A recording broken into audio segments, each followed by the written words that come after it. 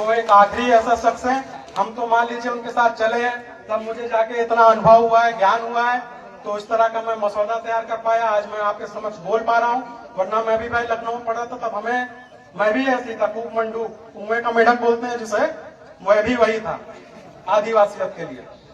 लेकिन आप लोग के लिए ऊपर तमाम दुनिया भर के विश्वविद्यालय शोध करके आप लोग के पर्यावरण बचाने को लेके आज सारा आधुनिक समाज कायल है कि लाखों साल से आप लोग अगर पर्यावरण नहीं बचाए होते तो आज जिस स्तर में जल जंगल जमीन का जो हम लोग का ये बना हुआ है वो चीज नहीं हो पाती।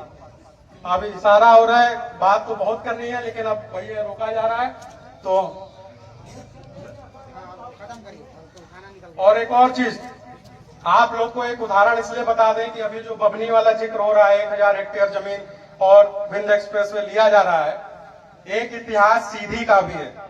सीधी जिला पूरा एक हुआ करता था सिंगरौली जोड़ के, तब वहां पे 5वीं अनुसूची लागू थी। ये सरकार देखिए कितने चालाकी से काम करती है। हम लोग का जितना कानून है, हम लोग का 50% आबादी के ऊपर निर्भर कानून है, क्योंकि आपका जितना भी संवैधानिक अधिकार कानून है हम लोग के आबादी सामूहिकता पे मिलता है।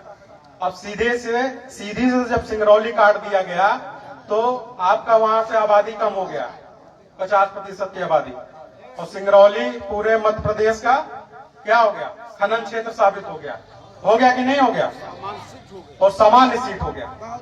ये छोटे छोटे चीजें हैं जो आप लोगों को समझना पड़ेगा।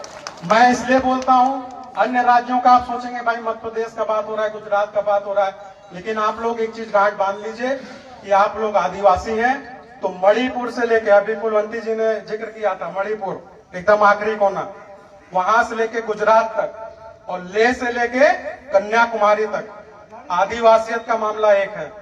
जल जंगल जमीन और खनिज और विकास नीति में जो हम लोग का विस्थापन हो रहा है उसको लेके मामला एक है। इसलिए आप लोग हर तरह से एक रहिए।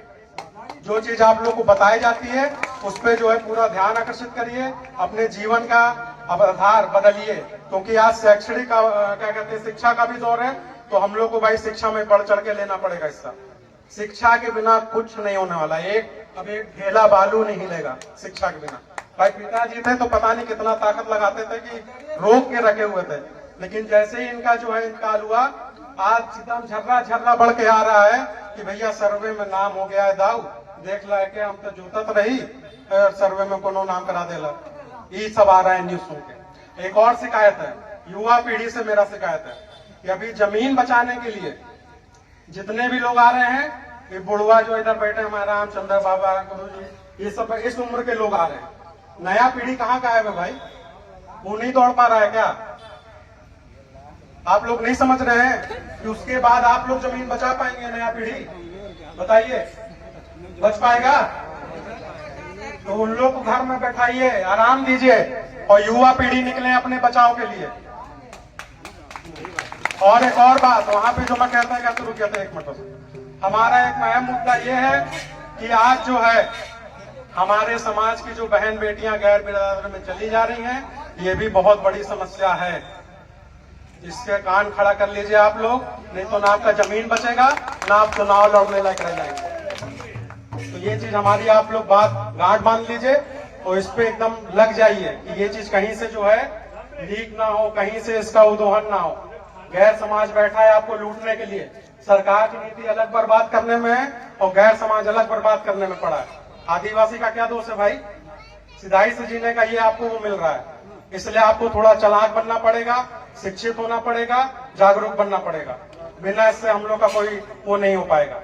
तो भाई इशारा हो रहा है, अब आप लोग भोजन बनाए, खाना खाइए और मैं अपनी बातों को वहीं पे विराम देता हूँ। जय हिंद, जय भारत, जय भारत। बहुत बहुत धन्यवाद। अब महासचिव जी 1 मिनट।